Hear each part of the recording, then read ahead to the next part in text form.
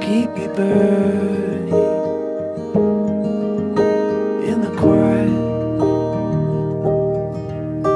in the waiting. Keep me burning, keep me burning.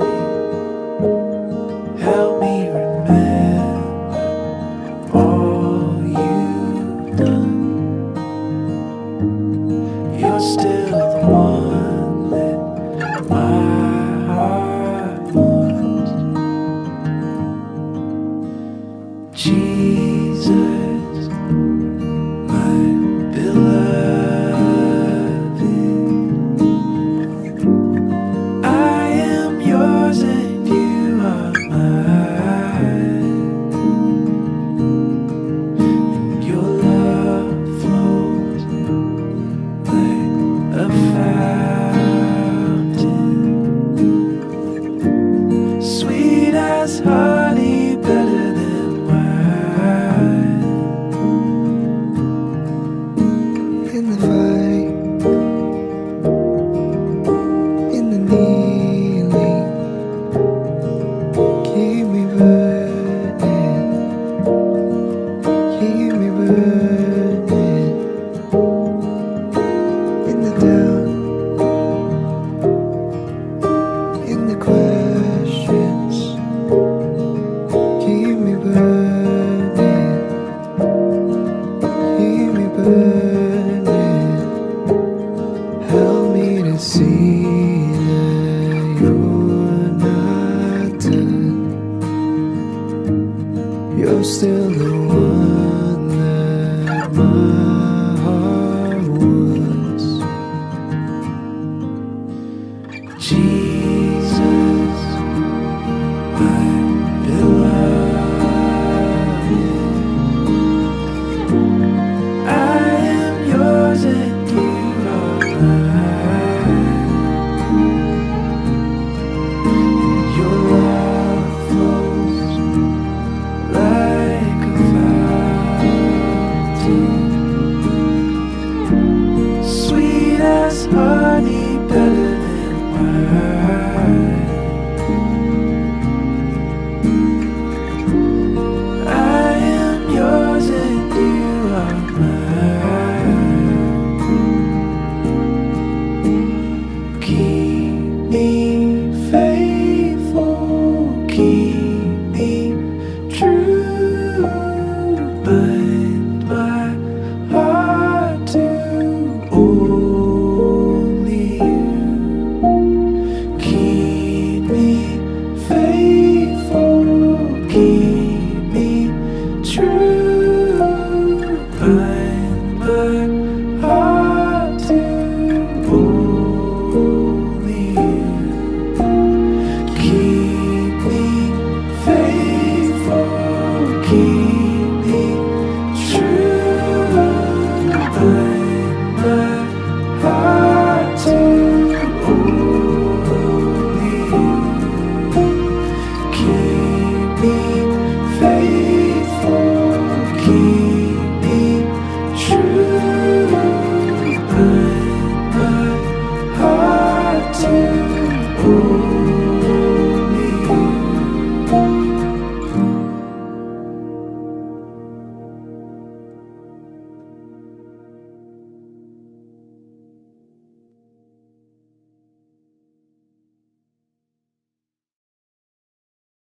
Good morning. Welcome to God Talks on this Sunday, January 23rd, 2022. It is the third Sunday following Epiphany. Sermon title this morning is Let Us Begin. Welcome wherever you may be. And as last week, we were in Gospel of John, and I said we would jump to the Gospel of Luke. We are in Luke chapter 4, verses 14 through 21. This is the beginning of Jesus' ministry in the Gospel of Luke, and this is what the Gospel of Luke has to tell us this morning. When Jesus was filled with the power of the Spirit, returned to Galilee, and reported about him spread through all the surrounding country. He began to touch and teach in their synagogues and was praised by everyone. And when he came to Nazareth, his hometown, where he had been brought up and born, he went to the synagogue on the Sabbath day, as it was custom, and he stood up to read the scroll. The prophet Isaiah, it's given to him. He unrolled it, the scroll, and found the place where it was written, "The Spirit of the Lord is upon me, because he has anointed me to bring the good news to the poor. He has sent me to proclaim the release of the captives and recover the sight to the blind, and let the oppressed go free, to proclaim the year of the Lord's favor." He rolled up the scroll, gave it back to the attendant, and sat down, and the eyes of all the synagogue goers were fixed upon him. And then he began to say to them, "Today this scripture has been fulfilled in your hearing." Last week we were in the Gospel of John narrating Jesus' first public act, turning water into wine. And now we're back in the Gospel of Luke, as they are connected in this Epiphany season, on this third Sunday Epiphany, in this Epiphany deep dive series. First public act in Gospel of Luke in this is not that act, but of a sermon in itself. Not turning as a sign or miracle of water to wine, but a sermon, an edict, a proclamation, reading the scroll of Isaiah.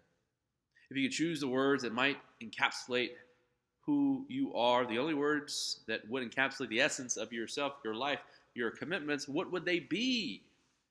When it comes to Luke, these few would be choice words for Jesus in Luke. In Luke 4 through 21, like this morning, is essentially Jesus' life, his ministry, and his purpose, all wrapped into a nice bow in a box, in a nutshell, folks.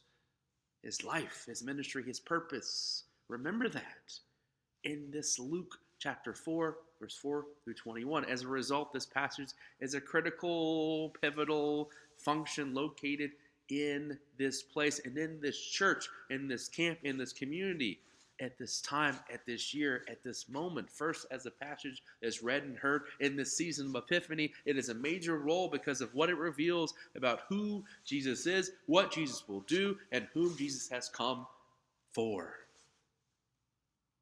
We might ask the same question of ourselves as noted above.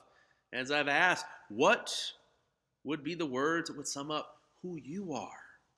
How much are you willing to reveal about yourself to the world, to the others in the community, even to yourself around you? I know it's Jesus, but still, these are bold words. You have to know that time, that place, and even here and now. You want to know who I am and why I'm here? He tells you, here we go.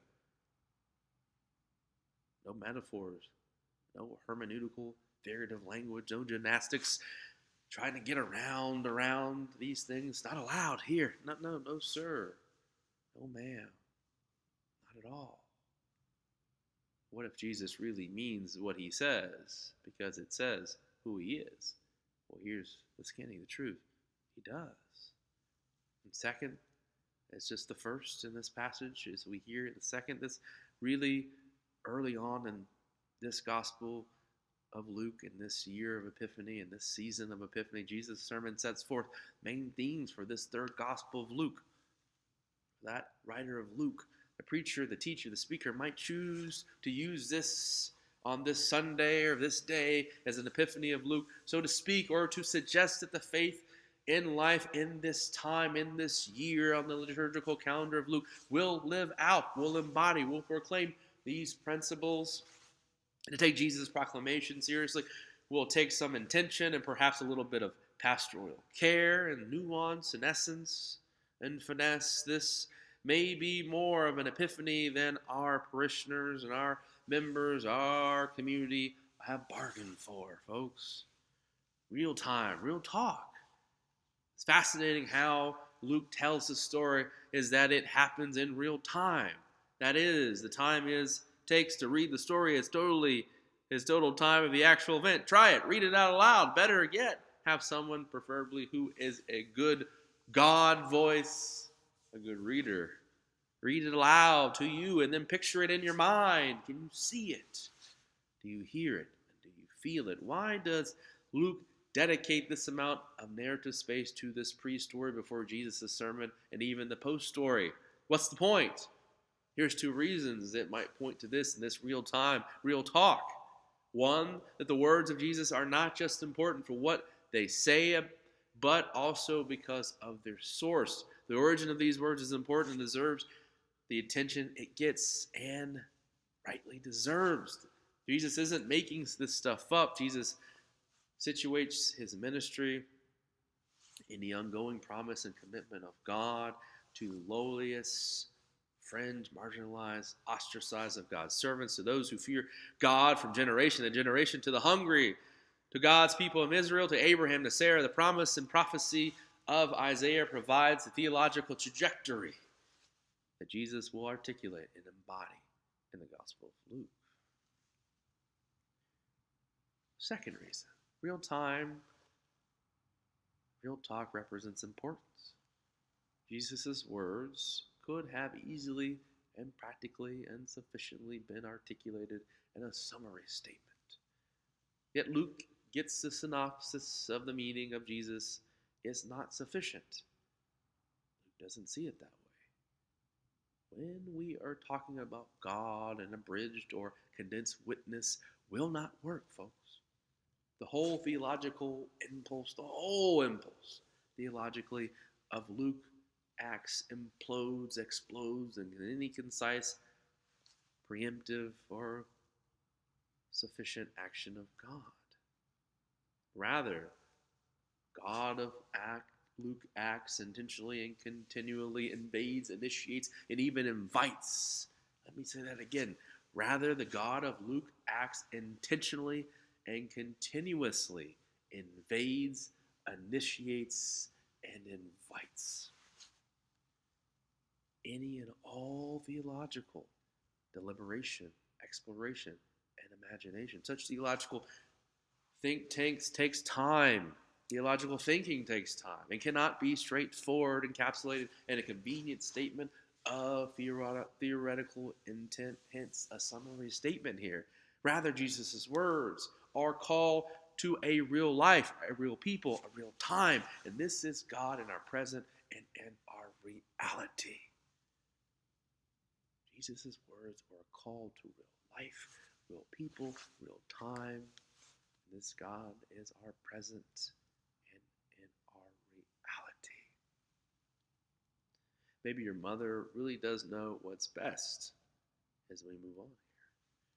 We talked about Mary last week, and we come back to that. The language of Jesus' first sermon would sound similar. His tone and topics and concerns share what's in common with his mother, and the first gives witness to the words of her son's ministry. That is, Mary's words foreshadow the ministry of her own son. It is even possible our fruitful direction for preaching on Jesus' sermon today is allowing Mary to echo, reverberate with her own son's words as they are connected from John last week to Luke this week as we preach and teach and speak and lead.